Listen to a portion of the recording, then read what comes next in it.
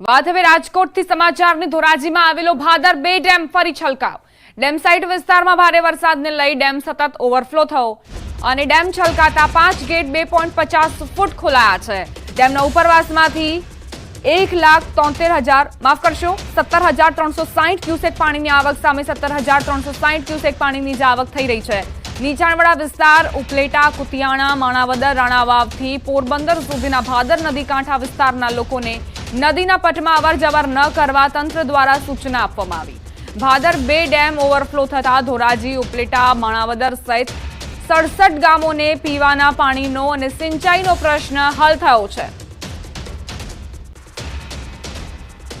સંવાદદાતા મુનાફ જોડાઈ ગયા છે વધુ જાણકારી સાથે। મુનાફ, ભાદર 2 ડેમની શું સ્થિતિ છે અને જે આસપાસના નીચાણવાળા વિસ્તારો છે ત્યાં પણ શું ખતરો? બિલકુલ ચોક્કસ દીપા, જે રીતે મેઘરાજાએ કાલ મન મૂકીને વરસ્યા હતા તેને લઈને ધોરાજી પાસે ભૂકી પાસે આવેલ ભાદર 2 ફરી ઓવરફ્લો થઈ હતી। ભાદર 2 ના સાઈડ વિસ્તારના ભારે વરસાદને લઈને ડેમને સતત ઓવરફ્લો થતા ભાદર 2 ના ઓવરફ્લો થતા ડેમના દરવાજા 5 દરવાજાને 2.5 ફૂટ ખોલાયા હતા। ડેમના ઉપરવાસમાં વરસાદથી 17,360 ક્યુસેક પાણીની આવક સામે એટલી જ આવક હતી।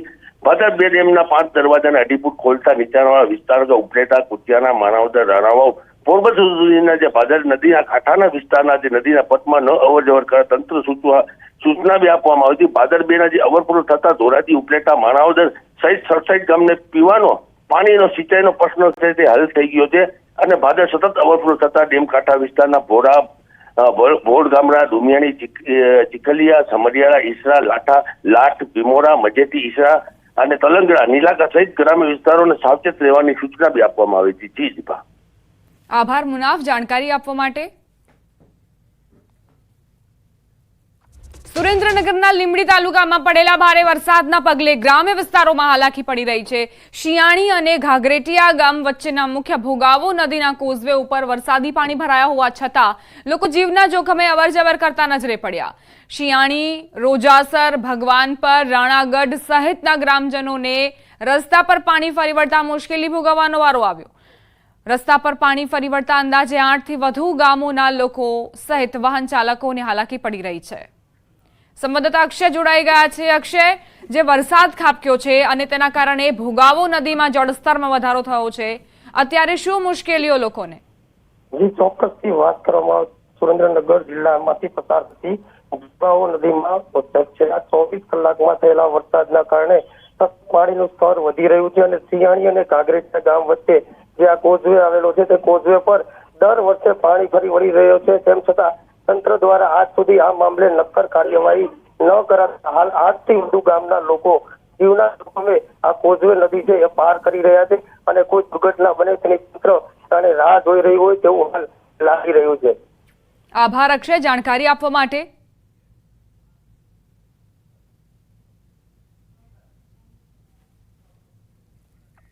સુરેન્દ્રનગર જિલ્લામાં રાત્રે વરસાદ બાદ ઘણા ભાગોમાં પાણી ભરાયા। લીંબડી શહેરી વિસ્તારમાં પડેલ ભારે વરસાદના પગલે ઠેર ઠેર પાણી ભરાતા પરેશાની થઈ। Railway station road, college road સહિતના વિસ્તારોમાં રસ્તાઓ પર પાણી ભરાતા વાહન ચાલકો મુશ્કેલીમાં મુકાયા। રોડ ઉપર સ્કૂલ હોવાથી વિદ્યાર્થીઓને આવવા જવામાં ભારે મુશ્કેલી પડી। દર ચોમાસામાં વરસાદી પાણી ભરાઈ જતા પ્રશાસનની કામગીરી સામે લોકોમાં રોષ જોવા મળ્યો।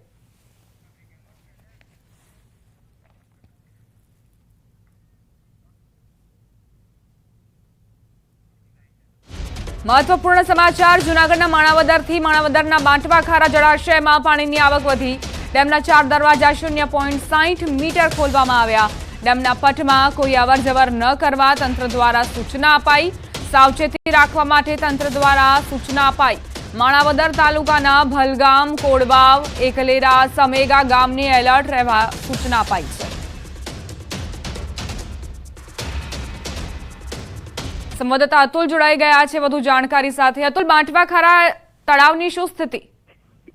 જી દીપા, આપણે ચોક્કસ કે ગઈકાલ રાતથી 24 કલાક દરમિયાન છે કે મેઘરાજાએ જૂનાગઢ જિલ્લાને દમરોળી નાખ્યું હતું અને સમગ્ર જિલ્લાની અંદર 1 થી લઈને 5 ઇંચ સુધીનો વરસાદ ખાબક્યો છે। ખાસ કરીને જોવા જઈએ તો માણાવદર પંથકમાં પણ એક ધારો વરસાદ પડતા 5 ઇંચથી વધુ વરસાદ નોંધાયો હતો।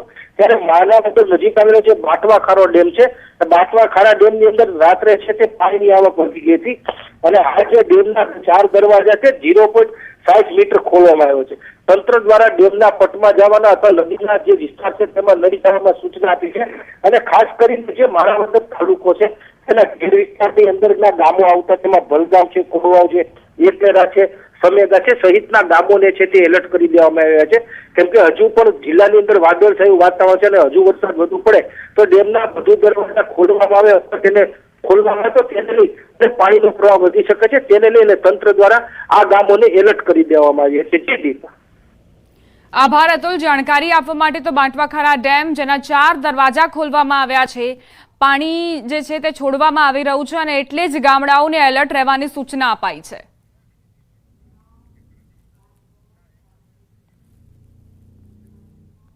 વડોદરામાં 25મી સપ્ટેમ્બરે રાત્રે ફૂંકાયેલા મિની વાવાઝોડાની તારાજીના દ્રશ્યો સામે આવી રહ્યા છે। જિલ્લાના શિનોરમાં મોટા ફોફડિયા ગામમાં ખેતરોમાં ઊભા પાકને નુકસાન થયું। ભારે પવનથી ગામના ખેતરમાં ઊભો કેળનો પાક જમીનદોસ્ત થયો। મિની વાવાઝોડાના કારણે તેજ પવનથી પાક નષ્ટ થયો। તૈયાર પાક નષ્ટ થતાં જ ખેડૂતોને રડવાનો વારો આવ્યો। આ વિસ્તારમાં 20 વીઘા જમીનમાં તૈયાર કેળનો પાક નિષ્ફળ જતો રહ્યો। ખેડૂતોના મતે મોટા ફોફડિયા ગામમાં અંદાજે 9 થી 10 ખેડૂતોએ કેળના પાકનું વાવેતર કર્યું હતું અને વીઘા દીઠ 40 થી 50 હજારનો ખર્ચ કરાયો હતો। ખેડૂતો હવે સરકાર પાસે વળતરની આશા સેવી રહ્યા છે। તારીખ 25ના રોજ સાંજે 7 વાગ્યાના સમયમાં વાવાઝોડું આવેલું, એમાં અમારા ગામમાં 20 થી 25 વીઘાને કેળને નુકસાન થયું છે અને અમારી કેળ તૈયાર થઈ ગયેલી હતી અને અમારે 10-15 દિવસમાં એની કેળને કટિંગ કરવાનું હતું, પણ અમારો આ માલ સદંતર નિષ્ફળ થયો અને અમને એક વીંગે 40 થી 50 હજાર રૂપિયાનું ખર્ચ કરેલો છે। તો અમને સરકારને એક અપેક્ષા રાખીએ છીએ કે અમને વળતરની સહાય કરે। પંચમહાલના ગોધરામાં ગરીબ કલ્યાણ મેળા બાદ કીટ વિતરણ દરમિયાન અવ્યવસ્થા સર્જાઈ। કીટ વિતરણ દરમિયાન મોટી સંખ્યામાં લાભાર્થીઓનો જમાવડો થયો। કતારમાં કલાકો સુધી ઊભા રહેવા મજબૂર બનેલા લાભાર્થીઓમાં ભારે રોષ જોવા મળ્યો। ગોડાઉન પર કીટ લેવા માટે લાભાર્થીઓને એકસાથે બોલાવાતા લોકોની ભીડ જામી। કોઈ અધિકારી કે સંલગ્ન જવાબદારો ઉપસ્થિત ન રહેતા લોકોને હાલાકી પડી। માનવ ગરિમા યોજનાના લાભાર્થીઓને કીટ વિતરણ કરવામાં આવી રહ્યું હતું। બીજી તરફ કીટ વિતરણ વ્યવસ્થાની જવાબદારી એજન્સી પર ઢોળી દેવાઈ હોવાની લોકોમાં ચર્ચા છે।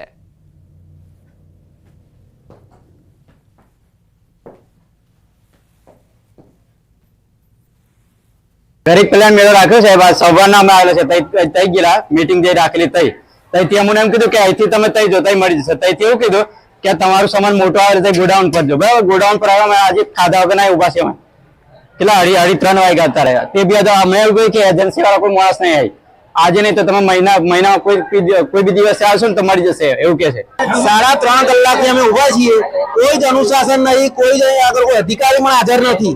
કઈ જતા રહ્યા લોકો આ યોજનાનો લાભ આપી દો, પણ કોઈ અહીં ઉભા નહીં રહ્યા આપવા માટે। આ પબ્લિક આટલી હેરાન થાય છે, લોકો ભાડું ખર્ચીને આવ્યા છે, ભાડે સાધન કરીને આવ્યા છે, એ વિચારવાનું શું? કોઈ જ નથી। લેડીઝો એટલી બધી પરેશાન છે, લોકો છોકરા લઈને આવ્યા છે, વૃદ્ધ માણસો આવ્યા છે, પણ કોઈ જાતની મતલબ એ જ નહીં, કોઈ જાતની માનવ ગરિમા યોજનાની જે દર્દી પામી કીટ છે એ લોકો લેવા આવ્યા છે, પણ એટલી બધી કોઈ મતલબ પેપર સિસ્ટમ નથી। પબ્લિક આખા જિલ્લાની બધા તાલુકાની પબ્લિક એક સાથે ભેગી કરેલી છે। નકલી બિયારણના આક્ષેપ વચ્ચે ડોક્ટર કરી સ્પષ્ટતા। મોટા ભાગના ખેડૂતોને ડુપ્લિકેટ બિયારણની ખબર હોવા છતાં વાવેતર કરતા હોવાનું નિવેદન। 4G અને 5Gમાં ગુલાબી ઈયળ નથી આવતી એવી ખેડૂતોની માન્યતા છે। કૃષિ ક્ષેત્રમાં મોટું નામ હોવાથી લેભાગુ તત્વો દુરુપયોગ કરી રહ્યા હોવાનો દાવો। કેટલાક એગ્રોવાળા ખોટી રીતે નામ વટાવી રહ્યા હોવાનો આક્ષેપ પણ મૂક્યો।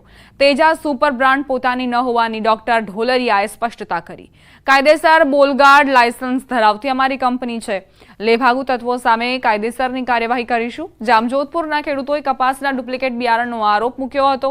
ખેડૂતોએ 4G અને 5G બિયારણ ડુપ્લિકેટ આવ્યું હોવાનો આરોપ મૂક્યો હતો। ખેડૂતોએ મારા નામથી એક વિશ્વાસ ઉભો થયો છે, એટલે વેપારી મારું નામ લીધું હોય અને ખેડૂતોએ માની લીધું હોય, પણ તેજાસ ઉપર જેવી ઇલીગલ કે ગેરકાયદેસર બ્રાન્ડ સાથે મારે કોઈ નિસ્બત નથી અને આવી કોઈ બ્રાન્ડ અમે બનાવતા નથી અને કોઈ આવું ઉત્પાદન અમે કરતા નથી કે પેકિંગ કરતા નથી. અમે કાયદેસરનું બોલગાડ જ પેકિંગ કરીએ છીએ. ગુજરાતમાં ડબ્બા ટ્રેડિંગના રાષ્ટ્રવ્યાપી રેકેટનો પર્દાફાશ. ગાંધીનગર એલસીબીએ સાંતેજ પોલીસ સ્ટેશનની હદમાં દરોડા પાડ્યા. દંતાલીમાંથી કોલ સેન્ટર ઝડપી પાડ્યું. શેર બજારના નામે ડબ્બા ટ્રેડિંગ ચાલતું હતું. ડબ્બા ટ્રેડિંગના રેકેટમાં 29 લોકોની ધરપકડ કરાઈ. મહેસાણા, વડનગર, વિસનગર, ખેરાલુ અને સતલાસણામાં ગેંગ સક્રિય હતી. શેર બજારમાં રોકાણની લાલચ આપીને ઠગાઈ કરતા હતા. દેશભરમાં લોકોને ફોન કરીને ડમી એકાઉન્ટમાં પૈસા મંગાવતા. પૈસા આવ્યા બાદ શેર બજારમાં લોસ થયો છે કહીને નાણાં પડાવતા હતા. 27 કરોડના વ્યવહારો થયો હોવાનું સામે આવ્યું છે. પોલીસે સમગ્ર નેટવર્ક પકડવા વધુ ટીમો બનાવી કાર્યવાહી હાથ ધરી છે. सातेज पुलिस स्टेशन की हद में दंताली विस्तार में जो डब्बा ट्रेडिंग या शेयर बाजार में रोकाण का गलत नाम लेकर और कुछ लोग कॉल सेंटर जैसा चला रहे थे, उस पर एलसीबी की टीम ने रेड करके और कुछ लोगों को पकड़ा है. साथ में जगह के ऊपर से इस ऑफेंस को करने में जो लैपटॉप, मोबाइल्स और अन्य साधन सामग्री यूज कर रहे थे उनको भी जब्त किया है. इसके अलावा काफ़ी सिम कार्ड, डेबिट कार्ड वगैरह मिले हैं, वो भी रेड के दौरान जब्त हुए हैं. महसाणा जिला में वडनगर, विसनगर, सतलासना, खेरालू विस्तार में काफ़ी लोग कुछ समय से सक्रिय थे और ये लोग शेयर बाजार में रोकाण करें इस तरीके का फ़ोन कर और पूरे देश में अलग अलग स्टेट्स के लोगों को भी और गुजरात राज्य के लोगों को भी फ़ोन करते थे और उनसे जो है अपने जो डमी अकाउंट्स थे उनमें पैसा मंगवाते थे और वास्तव में जो पैसा आता था उसको शेयर बाज़ार में किसी भी शेयर में कोई उस पैसे का रोकाण नहीं करते थे, बल्कि उनको गलत तरीके से मैसेज करके या गलत माहिती जो कंसर्न जो एप्लीकेंट्स हैं, अर्जदार हैं, उनको दिया करते थे और बाद में ये बताया जाता था कि इसमें लॉस हो गया है. इस प्रकार से ये एक तरीके से लोगों के साथ में चीटिंग करते थे. નવસારીમાં જૈન સાધુ કાળધર્મ પામ્યા. પૂજ્ય ગચ્છાધિપતિ ભગવાન સમા આચાર્ય શ્રી હેમ પ્રભસુરીજી મહારાજ 93 વર્ષની ઉંમરે કાળધર્મ પામ્યા. અંતિમ દર્શન માટે મોટી સંખ્યામાં ભક્તો ઉપાશ્રય ખાતે પહોંચ્યા હતા. ત્યારે ગૃહ રાજ્યમંત્રી હર્ષ સંઘવીએ પણ ટ્વીટ કરી શ્રદ્ધાંજલિ અર્પણ કરી હતી.